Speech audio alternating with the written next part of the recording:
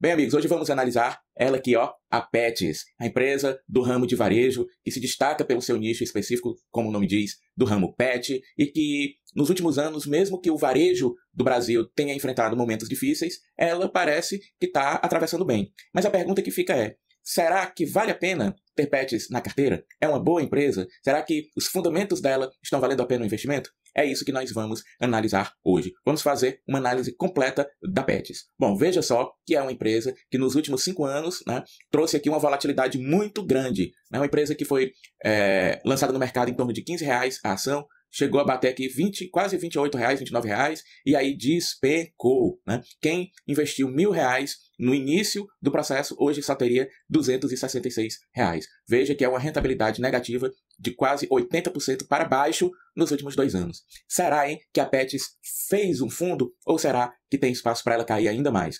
Ou será que aqui seria um momento em que ela finalmente estaria preparada para trazer resultados para os seus acionistas, hein? Vamos analisar isso hoje. E aí eu queria saber, você tem Petz na carteira? Qual é a sua tese de investimento para ela? Você acha que a empresa vale a pena? Me diz aqui nos comentários qual é a sua percepção sobre a Petz. E se você quiser que a gente analise alguma ação aqui no canal, basta indicar aqui que a gente coloca na fila. Bom, lembrando que esse vídeo não é recomendação de compra e de venda, eu vou lhe dar aqui a minha análise, a minha percepção de investidor, então use o vídeo para fins educacionais, eu não estou fazendo nenhuma previsão, nenhuma recomendação e posso estar errado, então analise as informações e tome suas próprias decisões. Bom, começando aqui pela tese de investimento, ó, da Petz, né? O que a Petz enxerga? Um aumento populacional dos pets no Brasil. A Petz entende que a população dos bichinhos continuará crescendo devido ao envelhecimento populacional humano, ao efeito ninho vazio, né? Casais decidindo ter filhos cada vez mais tarde ou não ter filhos, ao aumento de vida, da expectativa de vida dos pets, né? A humanização dos pets, o ato de ter o pet como membro da família, as pessoas buscando mais informações sobre os cuidados com o pet, mais interesse nesse mercado consumidor, né? Embora que, veja só, a empresa reconhece que o momento macroeconômico atual é de contração. De fato, o varejo vem enfrentando grandes desafios nos últimos tempos, né? Dificuldade aí nas vendas, o povo com pouco dinheiro para comprar, juros altos e as empresas muito endividadas, muitas delas do ramo de varejo tendo prejuízos enormes, né? Então realmente o momento não é fácil. Mas como é que a Petz tem atravessado esse momento? Bom, primeiro a gente observa aqui alguns números que a empresa reportou, né? O mercado de produtos pets no Brasil, ó, cresceu 20% nos últimos anos. O volume de vendas, né, de mercado de alimentos para pets cresceu 10% nos últimos anos. E olha que interessante, essa projeção aqui, ó, tá vendo?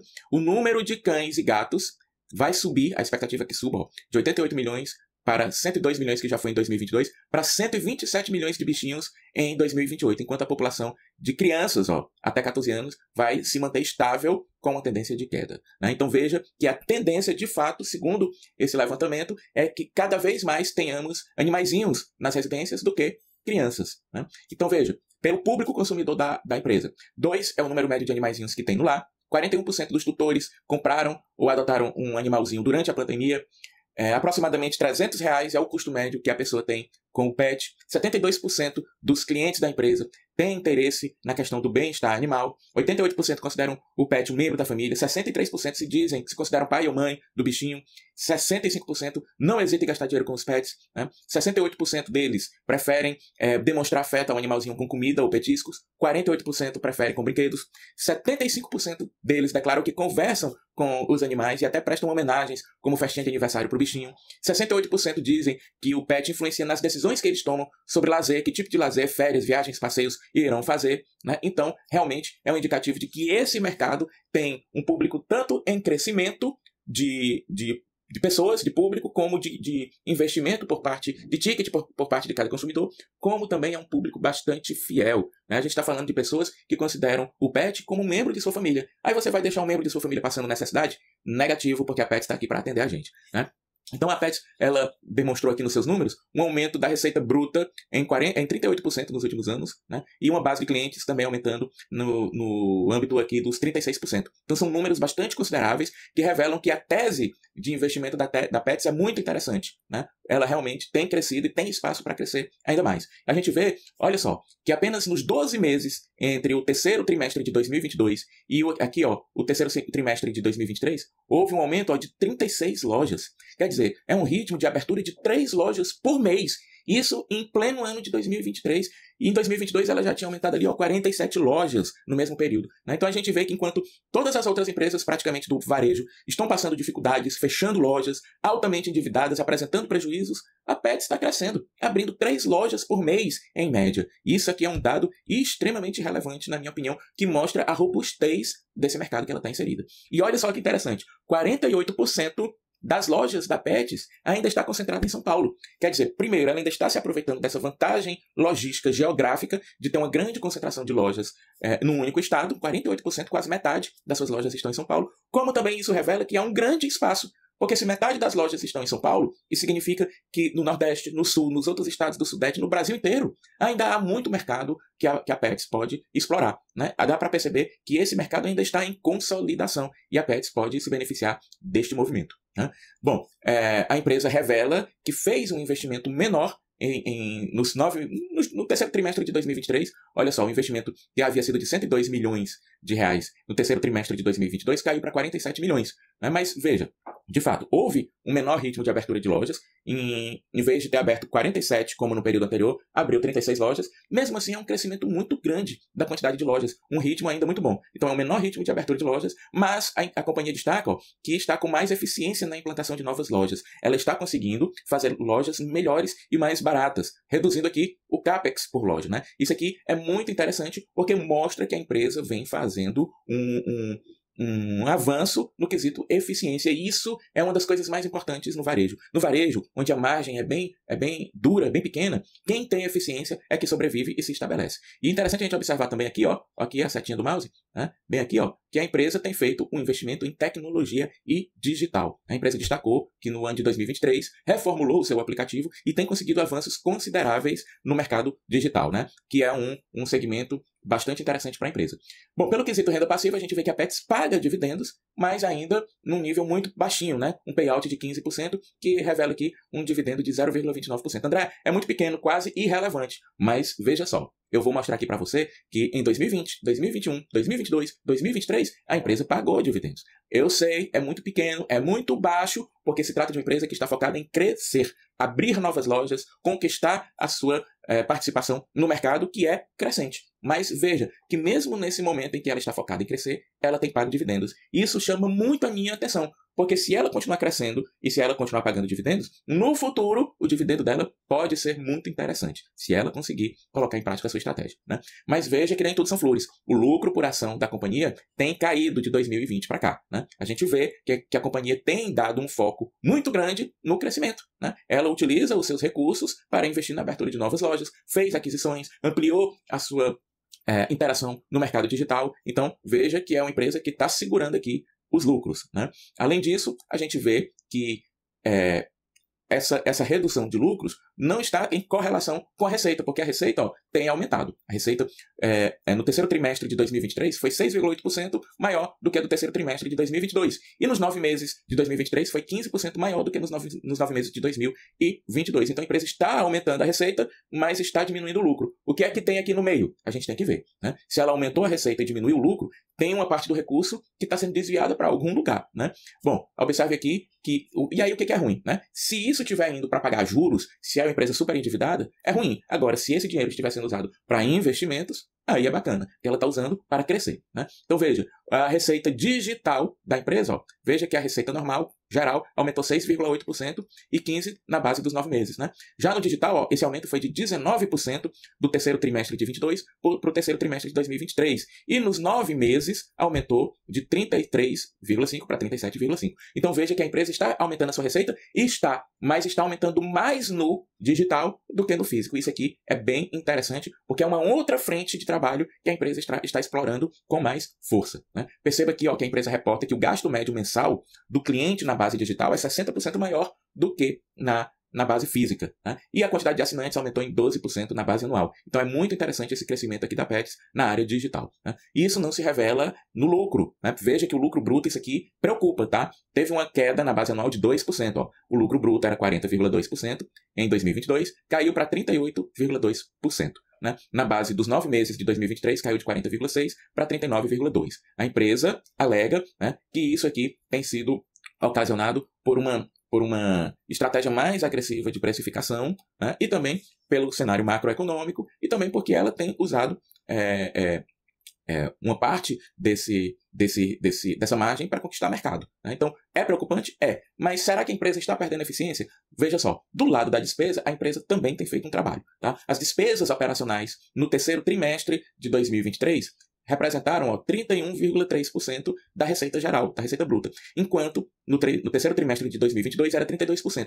Quer dizer que, relativamente à receita, as despesas estão diminuindo, o que mostra que a empresa tem feito um trabalho importante na área de custos e despesas, trazendo aqui mais eficiência, né? E com isso, ela conseguiu que o EBITDA, que é a geração de caixa, não fosse impactada totalmente por aquela redução da margem bruta. Percebe? Eles foram mais agressivos na competição por preços, mas eles foram mais eficientes na contenção de despesas. Então, aquela redução de 2% na margem bruta não virou 2% na geração de caixa. Veja que caiu de 8,2% aqui, né, para 6,9%. Né? Então, a gente tem uma redução aqui de 1,3%.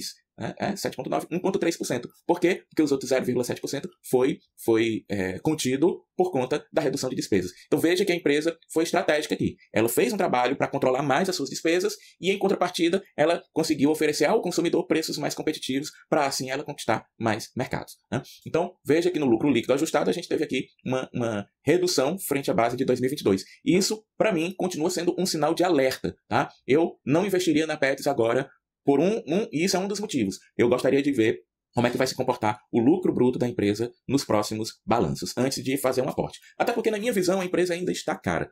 Todas essas empresas ditas de crescimento, elas são mesmo avaliadas por uma precificação maior pelo mercado. Mas veja, hoje, se você comprar a Petz, pelo resultado que ela dá hoje, né, o lucro que ela gera representaria o valor da cotação que você paga em 52 anos. A gente teria que esperar 52 anos de lucro para que o valor da cotação hoje fosse atingido. É claro que isso numa empresa de crescimento não é bem assim, porque a expectativa é que o lucro já vá começar a crescer. E aí, naturalmente, o lucro crescendo, você tendo pago esse valor, no longo prazo, isso vai se revelar um grande negócio, porque essa relação tende a diminuir, tá? Pelo caixa gerado, nós temos aí uma relação ainda de 12 anos, embora que pelo patrimônio, é menos de 1, ou seja, o preço que a gente paga hoje na cotação da Petz tem um deságio frente ao seu patrimônio, tá? Então, na minha visão, continua cara? Na minha visão, ainda está um pouco cara, sim, tá? Porque eu sou um investidor que visa mais o pagamento de dividendos, então eu procuro empresas que já tenham um valor intrínseco consolidado. Porém, a Petz é sim uma empresa que no médio e longo prazo pode ser uma excelente oportunidade, já que essa relação preço-lucro pode vir a cair com os resultados dela aumentando, mesmo que o preço não aumente, tá? E a tendência é que quando os resultados aumentarem, a cotação siga os lucros, né? Então veja só, o PL histórico da companhia já chegou a ser 120, depois 94, né? Veja como o mercado às vezes é pouco racional, né?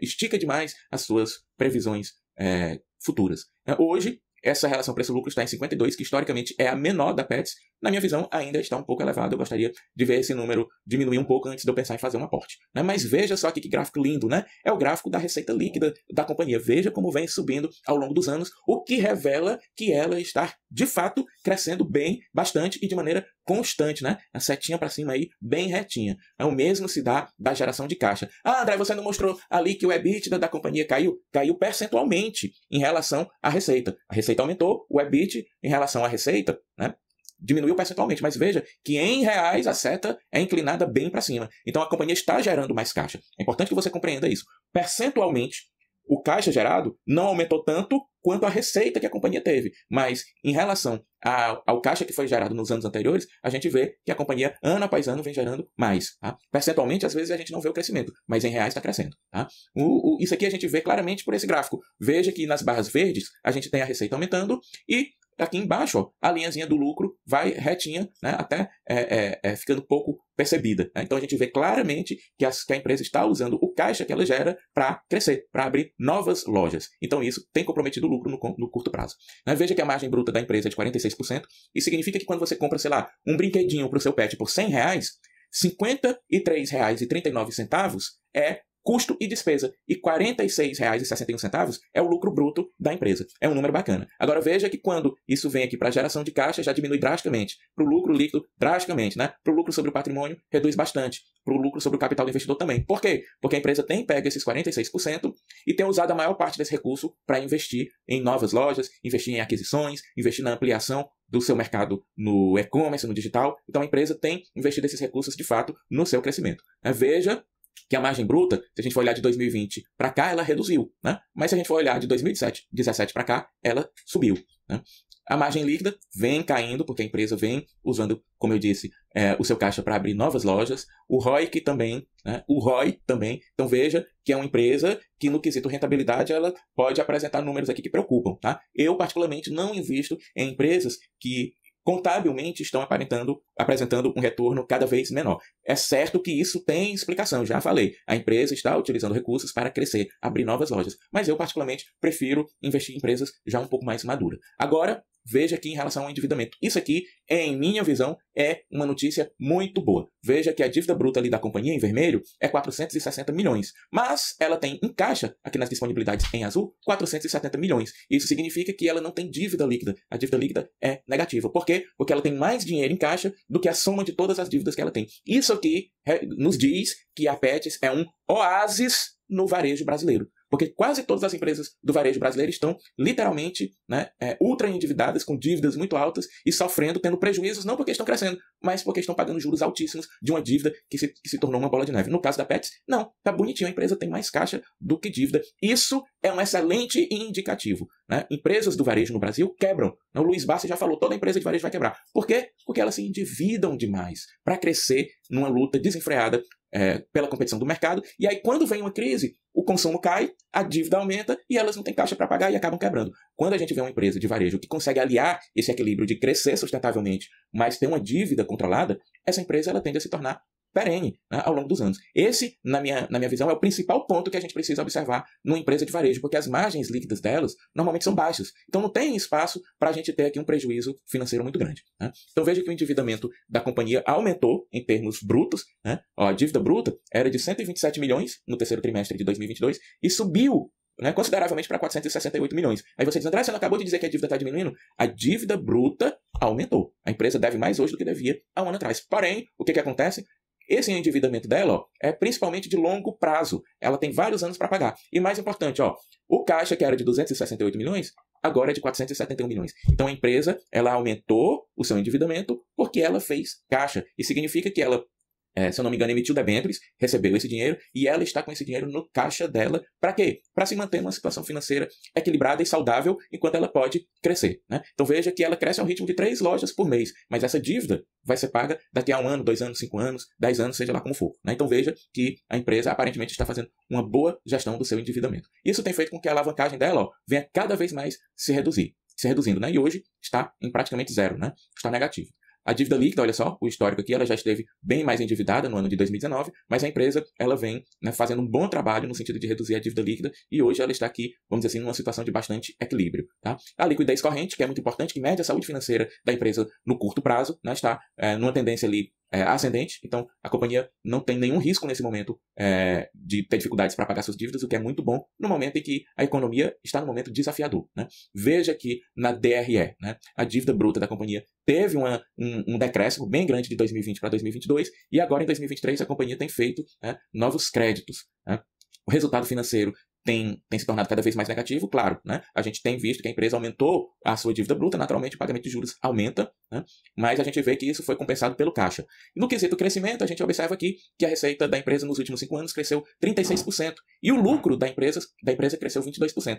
Isso nos diz que sim, é uma empresa de crescimento, e principalmente que vem com crescimento e equilíbrio no seu endividamento, né? Então o checklist aqui que o site Investidor 10 oferece mostra um retrato bem interessante da empresa. Está com mais de 5 anos na bolsa, nunca deu prejuízo, lucro nos 20 últimos trimestres, empresa com dívida menor do que patrimônio, apresenta um crescimento de receitas e lucros, tem boa liquidez diária, bem avaliada pelos usuários, porém, ó, não pagou dividendos de mais de 5% ao ano nos últimos 5 anos e tem um retorno sobre investimento abaixo de 10%. Então isso preocupa, tá? E eu acho que eles cometeram um equívoco aqui. Eu não sei se essa empresa tem mais de 5 anos de bolsa, não. Tá? Margem de segurança. Tem margem de segurança? Não. Né? Pelo método Bazin, né, a empresa deveria custar R$0,18. É claro que não é bem assim, né? Porque o método Bazin leva em consideração os dividendos. E nitidamente a Petz não é ainda uma empresa de dividendos, né? Então o método Bazin não é adequado para análise dessa empresa nesse momento. Mas a fórmula de Graham também, ó, indica aqui que também não há margem de segurança, né? Para Graham, a cotação aí justa da empresa hoje seria R$2,48. Né? Eu concordo em partes com os nossos dois referenciais aqui. Eu acho que a empresa ainda está um pouquinho cara, embora ela tenha caído muito de cotação, né? Espero que nos próximos anos ela consiga alavancar mais os seus resultados para que sim, essa relação aqui traga uma margem de segurança maior, né? E aí, o que você achou da nossa análise até agora, né? Será que eu estou esquecendo de alguma coisa? Será que eu disse algo que você não concorda? Me diz aqui embaixo nos comentários e aproveita para indicar um ativo para a gente analisar também. Bom, mas vamos para as conclusões do vídeo, né? De fato, a empresa tem passado muito bem pelo cenário econômico, que a gente sabe é de contração, é adverso, né? É difícil para o varejo. E aparentemente ela vem fazendo isso com uma gestão muito bem feita, aliando aqui um equilíbrio muito interessante entre o crescimento de lojas, o avanço na área digital, a realização de aquisições, e isso, né, paralelamente, é um trabalho muito interessante para a redução, né, das despesas, né, o controle das despesas e custos, tanto na operação da empresa como na abertura de novas lojas. A Petz hoje consegue abrir uma loja por um custo menor do que conseguia antes, segundo a administração. Isso é muito interessante, mostra que a empresa está fazendo uma boa gestão, né, está fazendo um bom trabalho da sua operação, né? A empresa apresenta um forte crescimento, aumentou 47 lojas na base de terceiro trimestre de 2022, e do terceiro trimestre de 2022 para o terceiro de 2023, aumentou mais 36 lojas, ou seja, 3 lojas por mês. A empresa está apresentando uma boa gestão do seu endividamento, com um endividamento bem controlado, muito bem controlado até o momento, né? Tem melhorado a sua eficiência tanto no comercial, né, com o avanço no mercado digital, no e-commerce, como no controle da despesa, como eu já falei, né? A empresa tem uma boa tese de investimentos, de fato, na minha visão, uma ótima tese de investimentos, porque, de fato, o mercado, né, o ramo pet como um todo tende de fato a crescer. A gente vê isso no dia a dia, as pessoas tendo cada vez menos filhos, tendo cada vez mais bichinhos em casa e tratando os animais cada vez mais como membros da família, né, investindo cada vez mais no bem-estar dos bichinhos, que também passam a ter uma longevidade muito maior, ou seja, né, gerando despesas muito maiores para os seus tutores, o que revela uma oportunidade muito boa para a Petz fazer dinheiro, né? Eu percebo, na minha visão, que ainda há um espaço muito grande para consolidação. 48% das lojas da Petz ainda está em São Paulo, ou seja, ela ainda tem o Brasil todinho para conquistar, né? E mesmo assim, nesse momento, ela deve estar se beneficiando muito pelo aspecto logístico, por ter suas lojas concentradas muito no estado de São Paulo. Então, quer dizer, ela tem conseguido unir muito bem o útil ao agradável e, aparentemente, pelos resultados e pelo preço atual, ela aparenta estar, né, um pouco cara, na minha visão, né? Porém, não há como negar, a expectativa de resultados futuros é muito boa, porque essas lojas todas que estão sendo abertas, elas têm um prazo de maturação. A maior parte delas ainda é nova. A gente sabe que esse tipo de comércio, depois de 3 anos, né, tende a trazer um resultado mais consolidado para a empresa, e a maioria das lojas da Petz ainda vai chegar nesse patamar, né, de geração de caixa melhor, né? Então, a expectativa é que os resultados da empresa cresçam nos próximos anos. E aí, isso vai fazer com que o preço que hoje a gente considera caro se torne barato. Então, a expectativa é muito boa, né? Mas o presente, se a gente olhar os números de hoje, ela, na minha visão, ainda está cara. Eu, nesse momento, fico de fora da Petz, mas é uma empresa que vai ficar no meu radar. Eu vou ficar acompanhando ali, porque se a gente for olhar para o futuro dela e tentar imaginar como será, eu não consigo ver um cenário negativo nesse momento, não. Vejo um cenário muito positivo. Tá legal? E você? Qual é a sua visão? Me conta aqui embaixo nos comentários. Um grande abraço e até o próximo vídeo.